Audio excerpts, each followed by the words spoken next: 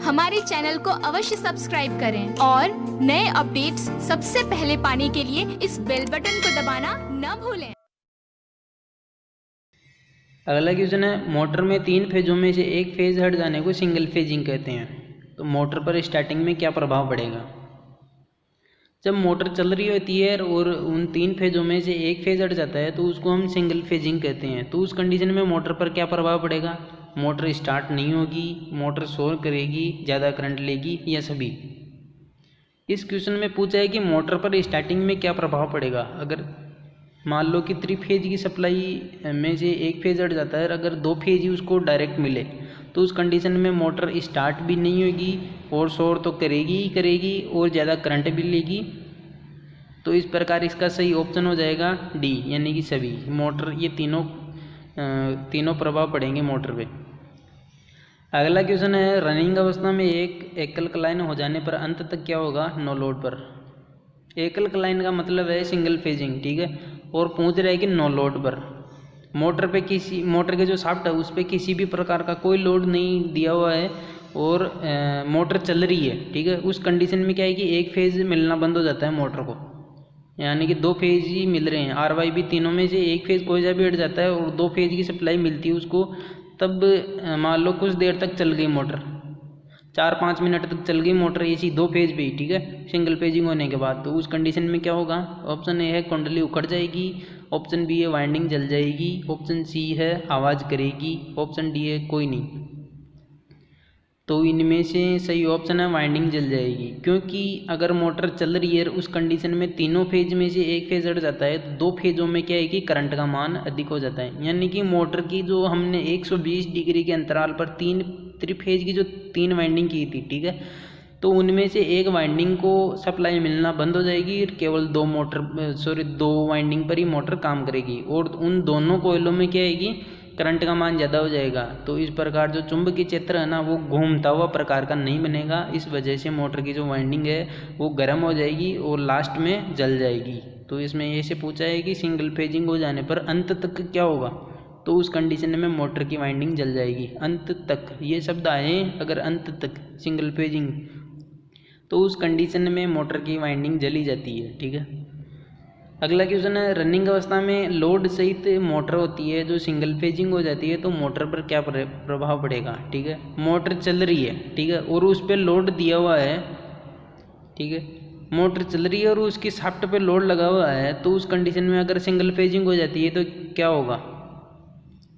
ठीक है, तो मोटर ज़्यादा करंट लेगी या अंत में जल जाएगी, दोनों या इनमें से कोई नहीं, ठीक है। जब अगर मोटर सिंगल फेजिंग हो जाती है ना तो वो करंट तो लेगी ही लेगी, चाहे वो नो लोड हो, चाहे फुल लोड हो, चाहे हाफ लोड हो, चाहे कैसा भी लोड हो, ठीक है। अगर सिंगल फेजिंग होती है ना तो वह 2 फेजों में करंट लेती है, ठीक है। सिंगल फेजिंग का मतलब होता है यानी कि जो 3 फेज की सप्लाई देते हैं उनमें से अगर एक फेज हट जाता है तो मोटर सिंगल फेजिंग कहलाती है, ठीक है।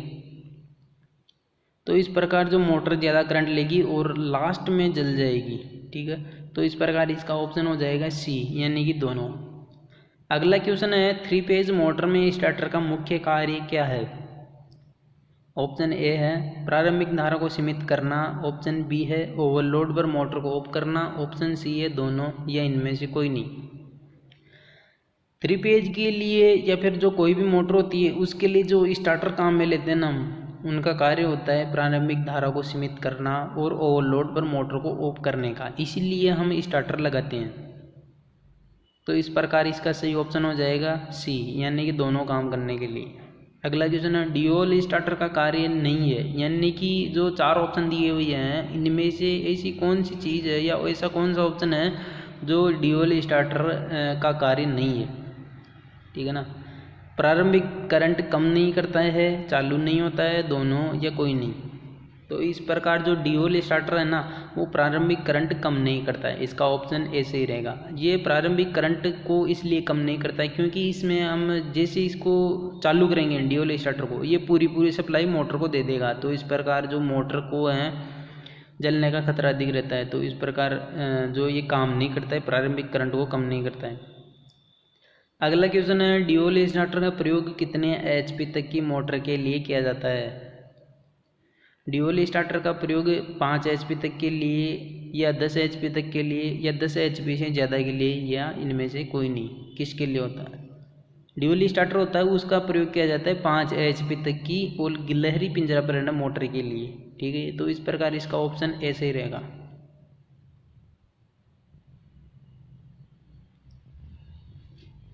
अगला क्वेश्चन है ड्यूल स्टार्टर में ऑन पुश बटन के समानांतर में क्या लगा होता है? ऑन पुश बटन यानी कि जिस बटन को दबाने पर मोटर स्टार्ट होती है, यानी कि जिसको हम हरे बटन के नाम से भी जानते हैं, हरा बटन, ठीक है, जो मोटर को ऑन करने के लिए काम में लिया जाता है। तो उसके समानांतर में क्या लगा होता है? ऑप्शन ए है सहायक कॉन्टैक्ट, जिसको इंग्लिश में बोलते हैं ऑक्सिलरी कॉन्टैक्ट। ऑप्शन बी है लाल पुश बटन और ऑप्शन सी है एनवीसी और या सभी। तो इस प्रकार इसका सही आंसर होगा सहायक कॉन्टैक्ट यानी कि ऑक्सिलरी कॉन्टैक्ट। इसी कॉन्टैक्ट के माध्यम से हम अगर एक बार मोटर को स्टार्ट करके वापस हटा लेते हैं ना अपनी अंगुली को, तो उस कंडीशन में मोटर स्टार्ट ही रहती है। तो इस प्रकार ये सहायक कॉन्टैक्ट समानांतर में लगाया जाता है। अगला क्वेश्चन होता है एनवीसी में कंपन पैदा होता है तो उसका क्या कारण होता है? पहला ऑप्शन है एसी सप्लाई के कारण, ऑप्शन दूसरा है ढीले लपेटन के कारण, ऑप्शन सी है कुंडल में धूल जमने के कारण, या ऑप्शन डी है सभी। तो इस प्रकार जो एनवीसी में कंपन होता है यानी कि जो चैटरिंग की आवाज़ होती है वो होती है सभी के कारण, यानी कि ऑप्शन डी सही रहेगा। एसी सप्लाई के कारण भी इसमें कंपन पैदा होते हैं। अगर कुंडली में लपेटे ढीले रह जाते हैं तो भी वो थोड़ी वाइब्रेट करेगी, और अगर कुंडली के जो टर्न है उनके बीच में अगर धूल जम जाती है तो भी एनवीसी कंपन पैदा करेगी। तो इस प्रकार इसके ऑप्शन सभी आएंगे, ऑप्शन डी। अगला क्वेश्चन है ड्यूल स्टार्टर में कुल कितने कॉन्टैक्ट होते हैं? ऑप्शन ए 3, 4, 2 या 1। तो इस प्रकार जो ड्यूल स्टार्टर होता है इसमें 4 कॉन्टैक्ट होते हैं, ठीक है। कॉन्टैक्टर एक अलग चीज़ होती है और कॉन्टैक्ट्स इसमें स्पेशल दे रखा है कि कितने कॉन्टैक्ट्स होते हैं, ठीक है। तो इसमें 4 प्रकार के कॉन्टैक्ट होते हैं, इसका ऑप्शन बी से रहेगा। अगला क्वेश्चन है ओवरलोड के समय कौन सी कॉइल उत्तेजित होती है? नाम से ही पता चलता है कि ओवरलोड के समय, ठीक है। ओवरलोड का मतलब होता है कि अगर मोटर में अगर हम लोड का मान ज़्यादा दे देते हैं, ठीक है, तो मोटर करंट बहुत ज़्यादा लेने लग जाती है। तो उस कंडीशन में कौन सी कॉइल उत्तेजित होती है? ऑप्शन ए है ओवरलोड रिले, दूसरा है एनवीसी और तीसरा ऑप्शन है टाइमर रिले, या सभी एक साथ। तो इस प्रकार जो ओवरलोड के समय ओवरलोड रिले उत्तेजित हो जाती है और स्टार्टर का जो हरा पुश बटन है उसको मतलब बंद कर देती है, ठीक है, सप्लाई को बंद कर देती है, जिससे मोटर बंद हो जाती है, ठीक है। अगला क्वेश्चन है एनवीसी का मुख्य कार्य क्या है? एनवीसी का मतलब होता है नो वोल्ट कॉइल, यानी कि जो एक ऐसी कॉइल जिसमें वो लपेटे दिए जाते हैं, और उसका क्या कार्य होता है? यानी कि कॉन्टैक्ट को चेंज करना, कॉन्टैक्ट को जकड़ना, दोनों या इनमें से कोई नहीं। जो एनवीसी होती है उसका मुख्य कार्य कॉन्टैक्ट को चेंज करना भी होता है और कॉन्टैक्ट को जकड़ना भी होता है, ठीक है। जो एनवीसी होती है वो एक कॉन्टैक्टर के अंदर लगाई जाती है, ठीक है, जो कॉन्टैक्ट्स को चेंज करने का काम करती हैं। यानी कि जो एनो कॉन्टैक्ट होते हैं उनको एनसी बनाती है और जो एनसी कॉन्टैक्ट होते हैं ना उनको एनो कॉन्टैक्ट बना देती है। तो इस प्रकार इसका सही आंसर हो जाएगा ऑप्शन सी, दोनों। ओवरलोड रिले में निर्धारित मान से अधिक मान की विद्युत धारा प्रवाहित होने पर कौन सी युक्ति प्रचालित होती है? अब नाम से पता चल रहा है कि ओवरलोड रिले में अगर जो वैल्यू फिक्स की थी हमने कि इससे ज़्यादा करंट नहीं बहनी चाहिए, लेकिन फिर भी इससे ज़्यादा अगर करंट बह जाती है तो उस समय कौन सी युक्ति काम करती है? 2 धातु से बनी हुई पत्ती, या 3 धातु से बनी हुई पत्ती, या अनेक धातुओं से मिलकर बनी हुई पत्ती, या सबसे अलग पत्ती, ठीक है। तो इसका जो सही आंसर होगा वो होगा 2 धातु से बनी पत्ती, यानी जिसको द्विधात्विक पत्ती भी बोलते हैं, जिसमें से एक जो पत्ती होती है उसका टेम्परेचर कोएफिशिएंट यानी कि जो ताप गुणांक होता है वो अलग होता है, यानी कि ज़्यादा होता है, और एक जो पत्ती होती है उसका ताप गुणांक कम होता है। तो इस प्रकार 2 अलग अलग धातुओं की और अलग अलग ताप गुणांक की जो पत्तियां काम में लेते हैं उसको द्विधात्विक पत्ती बोलते हैं, और उसी पत्ती को हम बोलते हैं ओवरलोड रिले, ठीक है। हमारा अगला क्वेश्चन है, रिमोट कंट्रोल सर्किट का प्रयोग किया जाता है, यानी कि दिए गए ऑप्शन में से बताना है कि किस चीज़ के लिए हम रिमोट कंट्रोल जो परिपथ होता है उसका प्रयोग करते हैं। ऑप्शन पहला है मशीन को 2 स्थानों से चलाने के लिए, ऑप्शन बी है मोटर को सीधी दिशा में चलाने के लिए, ऑप्शन सी है मोटर को विपरीत दिशा में चलाने के लिए, ऑप्शन डी है सभी के लिए। तो इस प्रकार रिमोट शब्द से पता चल रहा है कि रिमोट का मतलब होता है सुदूर, यानी कि दूर बैठे ही चलाने के लिए काम में लिया जाने वाला परिपथ। तो इसका जो सही आंसर होगा ऑप्शन ए, यानी मशीन को 2 स्थानों से चलाने के लिए। इसमें जो एक हरा पुश बटन होता है उसी के पैरेलल में एक और हरा पुश बटन लगा दिया जाता है, यानी कि वो दोनों हरे पुश बटन अलग अलग जगहों पे स्थापित किए जाते हैं, यानी कि एक कई दूसरी जगह से स्टार्ट कर सकते हैं मोटर को और किसी दूसरे स्थान से भी स्टार्ट कर सकते हैं। तो इस प्रकार जो अलग अलग स्थानों से हम एक ही मोटर को स्टार्ट कर सकते हैं। तो इस प्रकार जो रिमोट कंट्रोल सर्किट होता है वो इसी के लिए काम में लिया जाता है। हमारे पास जो अगला क्वेश्चन है वो है, इंचिंग या जॉगिंग परिपथ है उसका उपयोग क्यों किया जाता है। बहुत सारी मोटरों को चलाने के लिए, मोटर के कुछ समय चलाने के लिए उपरोक्त दोनों या इनमें से कोई नहीं, पता नहीं, ठीक है। तो इंचिंग या जो जॉगिंग परिपथ होता है वो होता है मोटर को कुछ समय चलाने के लिए, कि मोटर चल रही है कि नहीं, मोटर के कनेक्शन सही है कि नहीं, केवल मोटर के टेस्टिंग के लिए, यानी कि मोटर का परीक्षण करने के लिए जो बनाया गया जो सर्किट होता है उसको इंचिंग या जॉगिंग परिपथ बोलते हैं, ठीक है। तो इस प्रकार इसका ऑप्शन बी सही रहेगा। अगला क्वेश्चन है, स्टार डेल्टा स्टार्टर का प्रयोग कितने एचपी तक की मोटर के लिए करते हैं। 5 एचपी तक, 10 एचपी तक, या 10 से ज़्यादा, या सभी।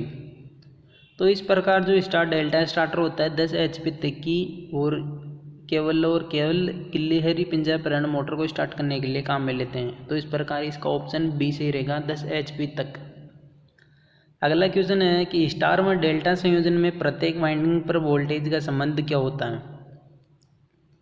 डेल्टा में √3 गुना ज़्यादा होता है, और ऑप्शन बी है तारा में 3 गुना ज़्यादा होता है, ऑप्शन सी है त्रिकोण में 3 गुना कम, ऑप्शन डी है कोई नहीं। तो इस प्रकार जो इसका सही आंसर है ए, यानी कि डेल्टा में √3 गुना ज़्यादा होता है, यानी कि डेल्टा में √3 गुना वोल्टेज ज़्यादा होता है स्टार कनेक्शन की अपेक्षा। अगला क्वेश्चन है, स्टार व डेल्टा संयोजन में प्रत्येक वाइंडिंग में करंट का क्या संबंध होता है।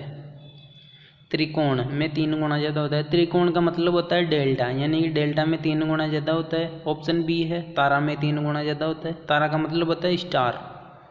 अगला ऑप्शन है त्रिकोण में 3 गुना कम होता है, या ऑप्शन डी है तारा में 3 गुना कम होता है। तो इस प्रकार इसका सही आंसर होगा ऑप्शन ए, यानी कि डेल्टा में 3 गुना ज़्यादा।